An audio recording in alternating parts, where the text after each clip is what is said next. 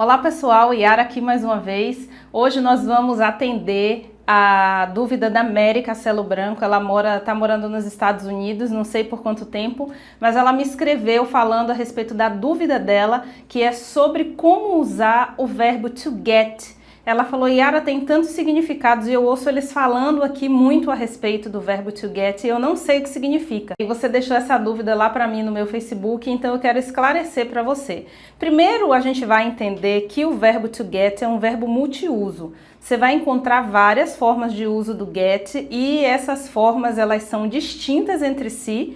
E quando ele é associado também a uma outra partícula ou uma preposição, ele pode vir a ter um outro significado e ele pode simplesmente não ter significado nenhum, mas não é complicado isso, de fato é uma coisa muito simples, então a gente vai ver alguns dos usos mais comuns do get e justamente porque o get é um verbo tão multiuso, eu vou dividir esse vídeo em dois para ele não ficar muito longo e aí no vídeo 1 a gente vai ver algumas funcionalidades do get, no vídeo 2 a gente vai ver outras funcionalidades.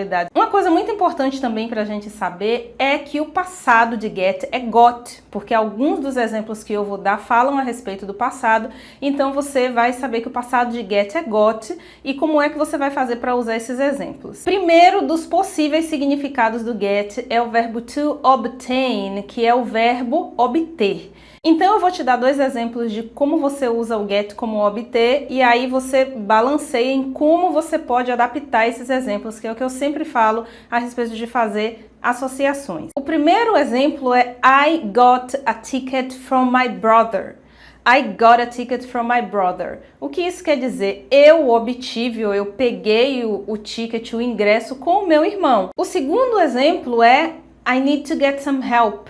I need to get some help. Eu preciso obter ajuda. Segundo significado é receive, ou seja, receber. E o exemplo é I got a CD for my birthday. I got a CD for my birthday significa eu recebi um CD no meu aniversário. Outro exemplo muito comum, já que a gente está falando de receive, é quando você recebe uma mensagem. I got a message. Eu recebi uma mensagem. Terceiro significado é o verbo to buy, ou seja, o verbo comprar. I got a t-shirt on the internet. Eu comprei uma camiseta na internet. Terceiro significado, buy. O quarto significado é arrive, ou seja, chegar. É muito comum quando a gente diz assim, eu chego no trabalho às 7, a gente fala I get to work at 7 o'clock. O quinto significado é o verbo become, que significa se tornar ou ficar.